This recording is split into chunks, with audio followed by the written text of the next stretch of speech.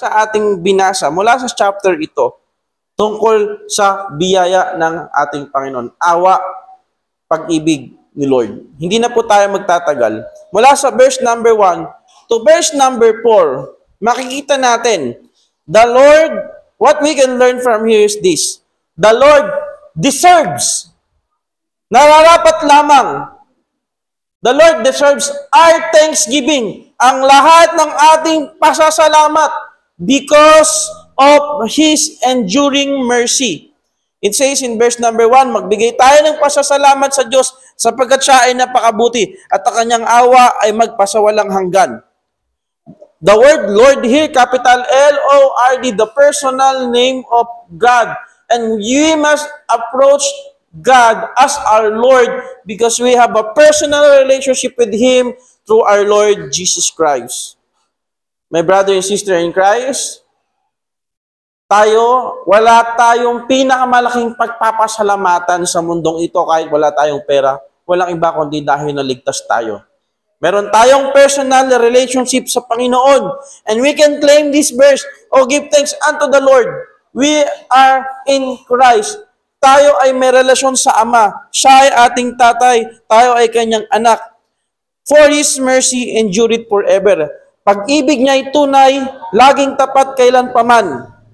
And that the goodness of God is really proven in this chapter. That's why this verse, this word mercy, it was translated in a different dynamics. Katulad pag-ibig, awa, biyaya, everlasting life of the Lord. And the Bible scholar says that the word mercy, taking too much feeling for the word, yung tipong talagang saslubhang, sobrang, so love, awa, biyaya, pag-ibig sa atin ng Panginoon. At ang pag-ibig na to ay napaka-loyal sa atin. Remember, God loved us upon the merit of Christ or who He is. Unconditional ang pag-ibig ng Diyos sa atin. Kung ang pag-ibig ng Diyos ay conditional sa mga gagawin natin, hindi tayo mamahalin ng Panginoon. Why? Because this is the truth, brother and sister in Christ. You are unlovable. Kumbaga, sa harapan ng Diyos, dugyot tayo. Madumi tayo. Hangal ka. And yet, God chose us. God chose to love us, and that love, that mercy, that grace, talagang napakalubos. At ito ay napaka-loyal na hindi kung ano ang gagawin mo or kung sino ka kaya kanya minahal. And in verse number 2, "Oh, give thanks unto the God of gods, to the Lord of lords."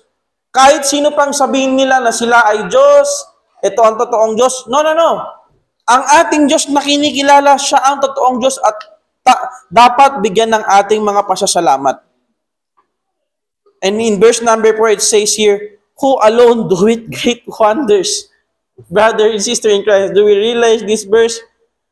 Kahit ang mga problema natin sa buhay, and if you are a Christian, kapag Kristiyano ka, at walang pangyayari sa buhay mo na hindi inalaw ng Diyos, kahit sa mata mo yan ay pangit, that is still great wonders. For His mercy endureth forever. Now, the question is, minsan, iniisip natin, pinag-aralan natin nung last Sunday afternoon, yung tipong madedepress si Lord or sobrang maalipusta si Lord. Parang hindi niya makakayanan magpatuloy maging Diyos kung hindi natin siya sasambahin, iibigin, luluwalhatiin. May I remind you once again, brother and sister in Christ, ang Diyos ay Diyos kahit wala tayo, pero tayo ay wala kung wala ang Diyos. Dahil Lord natin siya, dahil sa ginawa ni Kristo, dahil tayo ay nanampalataya kay Kristo, nabigyan lang tayo ng pagkakataon at pribilehiyo. Kung ang mga pasasalamat natin ay wala sa ating puso, mga kapatid, ito po ay kasalanan. Why? Because God deserves our thanksgiving. Kaya merong kanta, siguro nakanta nyo na to dito. Sensya na kayo, kahit noon pa man, pag nagpipreach ako, kumakanta kasi. Syempre, nasa line din tayo ng pagkanta. Yung kanta ni Abigail Miller. Kantahin mo nga to, Sister Ria. Alam mo, kilala mo ba si Abigail Miller? Hindi. Meron siyang kanta na, It's Such a Privilege. And it goes like this. It's such a privilege to know the Lord. It's such a treasure to have His holy word. It's easy to lose sight of the wonder.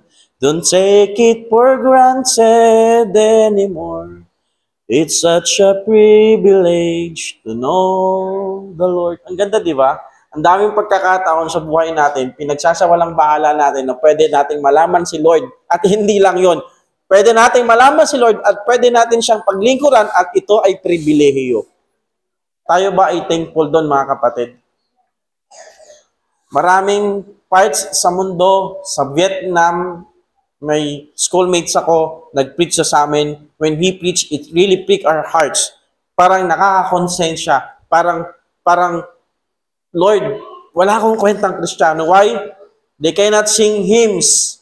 They cannot say hallelujah. They cannot give tracts. Wala silang kalayaan i-proclaim, paglingkuran ng Panginoon, and yet, andun sila sa mga tagong lugar, pinupuri ang Diyos. And yet, anong ginagawa nating mga Christian?